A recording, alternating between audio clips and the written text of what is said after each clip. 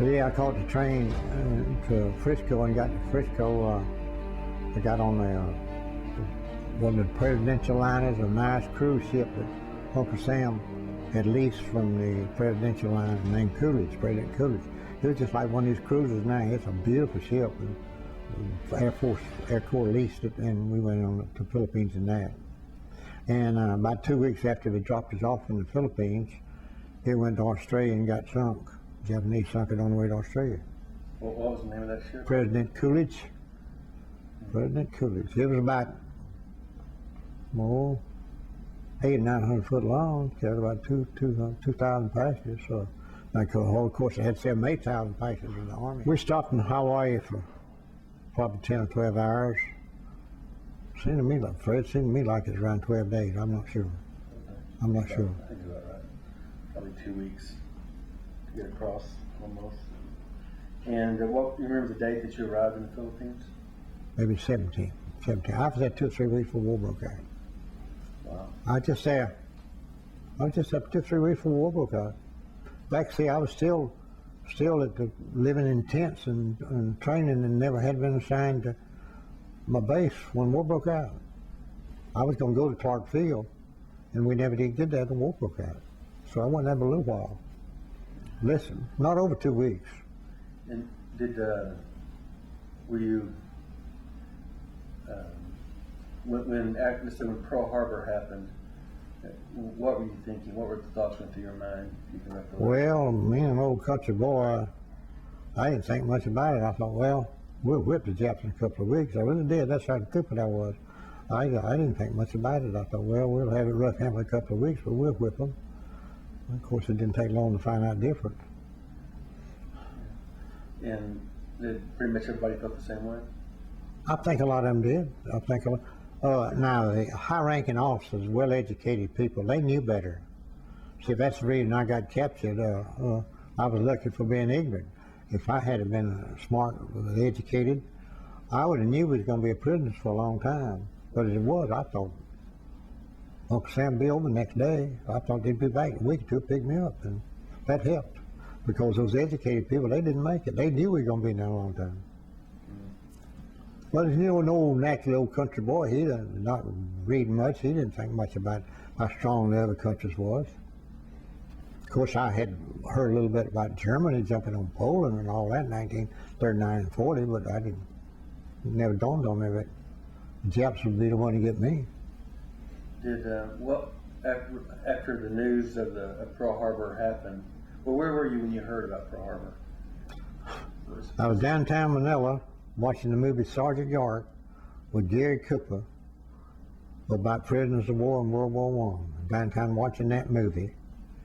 It's on Sunday morning around noon.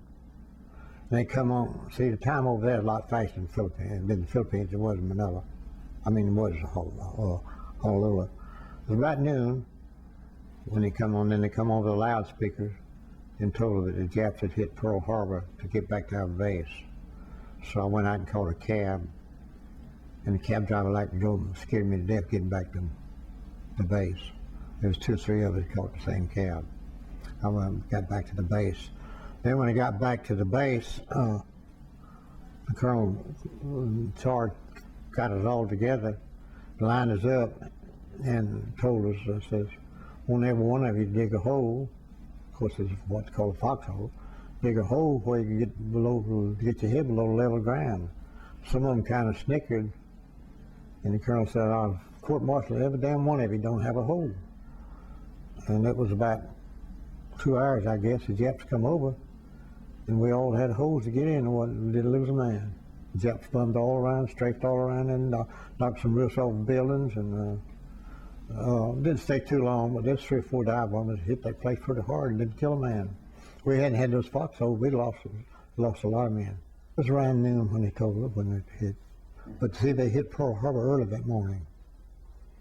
But see, it was when they hit Pearl Harbor, it must have been 10, 11 o'clock in the Philippines. So we knew about it pretty quick. You've talked before about monkeys and foxholes, or did you hear that? I think you once said that the monkeys could hear the bombers. Yeah, they had good ears. when they'd perk their ear up and make a little squeaky noise, and jump around a little bit, about 30 seconds, you'd have a dive bomber. I mean, the big jet bombers coming. They gave us good warning. And after 2 or 3 weeks, bombers had knocked all the leaves out of the trees and all. We didn't have protection. And the monkeys didn't have protection. They thought they had protection in those leaves.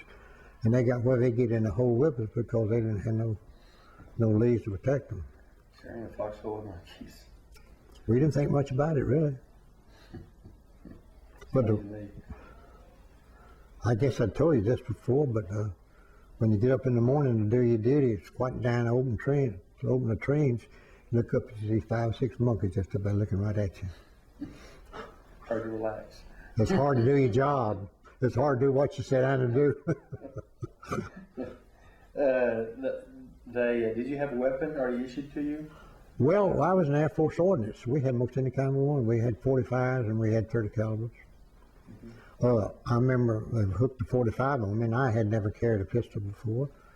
And they gave me a 45, and we sleep on the ground. Naturally, sleep on the ground. There was jets was pushing us back. We sleep on the ground.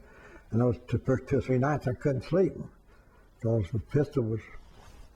I had it over here, and I lay on my side, and it hurt. And I finally got where I was wise, and while I was sleeping, I just pushed the pistol over and laid it on my stomach. But I never did shoot that pistol, hardly any. I shot it a few times, very few. The jet photo planes, when they come over, taking pictures of us, they would fly right along on the coastline, and I don't think they're doing 60 mile an hour, little photo Joes, little small planes, and they was trying to get out a picture and find out where we was at, trying to get out a location. They'd fly over, and first some of the boys shoot them with 45s, and you could almost hit them with 45 because they're flying so slow. But we got orders then not to fire back at them because if you fire at them, then they take off and notify, and then come some bombers and bomb the place. They give you location away. So we were ordered not to fire back at them.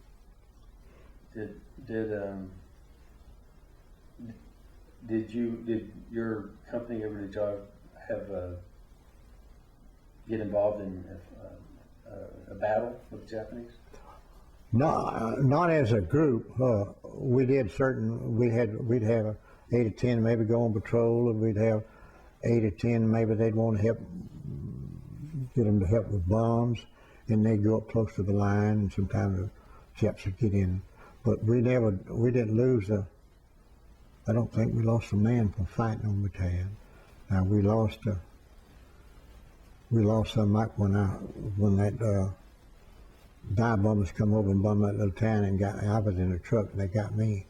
But 6 of the boys of my company got under a bridge and sitting there watching those planes, and the Japs dropped the bomb right on that bridge and killed all of them. That was the first men we lost in the company. In fact, I don't think we lost that many men anymore. Before the war ended, now we had 4 or 5 that went nuts. They lost, just went nervous and crazy.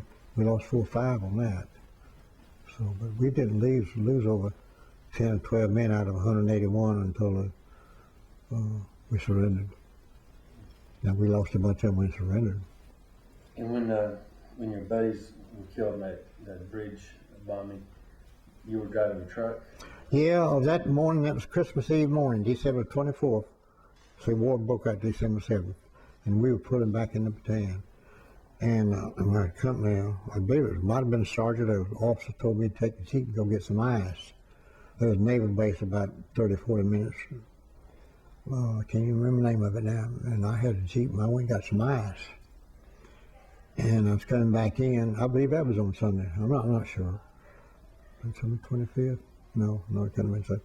I was coming back in, and I looked up and saw those dive bombers. Well, I started pulling over the side, and about that time the dive bomber dived at me and shot at my truck 2 or 3 times. He missed it, and missed it for his damage. He hit it once, twice, but I could drive it on. But when that happened, I jumped off the truck, got out and got in the ditch when he come over. And I got back in the truck after those 3 or 4 bombers hitting a little small town, not over 1,000, 2,000 people. I got back in the truck and I thought, well, I sure am lucky. So I pulled in town there, which was maybe half a mile away, and found out those 6 boys on that bridge. They were boys that I went to show with. They were some of the boys that I was watching Sergeant York. They were my good friends, all of them in my platoon. I was staff sergeant in that platoon. They were all in my platoon. And I know I would have been on that bridge with them if I hadn't been in that truck. No doubt in my mind. That ice run saved your life. Yeah. So, tell me about the Philippine people prior to the surrender. What were Philippine people like? I don't know too much about them, Steve. When I was there 1 or 2 weeks for war, and I was around them very little. But they had what they call a Filipino Scout and a Filipino Army. The Philippine Army wasn't nothing. They wasn't even like Boy Scouts. They wasn't worth a hoot. And they finally Americans finally didn't even want to associate with them at all. But then the Filipino Scouts, they were good. They had training. And we worked with them, and we hauled bombs with them, and at night we would load bombs and send them up to the front lines. For a while, that's most of what we done was load bombs and ammunition and send up to the front lines. Of course, we were pretty close to the front lines then because cats pushed us back every day. But the Filipino Scouts was good. I never did learn much about the people. What did you expect would happen after the U.S. surrendered? Do what now? What did you think would happen to you? Well, I was stupid enough to think, well, they just send me to a camp and I'd live the war out. I thought, well, they send me to camp. I just lay around and do nothing. I never dreamed it. And I thought I'd have plenty to eat and plenty of clothes. I never dreamed of nothing like that. Never heard of prisoners of war. I never dreamed on it. But it didn't take as long to find out. What was your first introduction to the Japanese cruelty? I was on top of this little mountain, and the Japs was down on the road, and they told us all to go down there three or four as a group, or one as a group if you wanted to. And this was about daylight in the morning. So I was sitting up on the top of that mountain, maybe 700-800 foot. So I just walked down by myself and got in line, and about the time I got in line, Jap had me up in one of my class ring. I had just graduated from high school 2 years ago. One of my class ring, I told him he wouldn't come off. He let me know right quick, it'd be finger ring 1. So that was my first encounter with Japanese. First. And on that hike, we had this road wasn't very wide. It was just a 2-lane road, and you had we were going up the mountain, going one way, and meeting the Jap Army coming another way. Boy, you really had to watch it. They would just seem to run over. In fact, they like to run over you. And I stayed close to the ditch and stayed by myself all the way. I was right by myself. I didn't have a friend in there with me the whole time. What, the Death March? Uh-huh. Hmm. No, I stayed by myself the whole march. And I saw a lot on that I couldn't believe. It was pretty much for old boy all at once see Japanese shooting Filipino women, cutting women's throat, killing kids and killing American soldiers. They were mean. Sounds like they were cruel, very cruel. They were. See, some of them said that one reason they were so cruel, I don't know whether this is true or not, Singapore had failed just before Bataan, they started on Bataan. And all those boys that was fighting in Singapore, they had brought them in about 2 weeks before we surrendered. They had to bring them in because we was holding our own for a long time. We didn't have near the men they did, but we were holding our own for a pretty good while. And they brought those men from Singapore in, and they'd come right out of that Singapore battle, and they were bloodthirsty.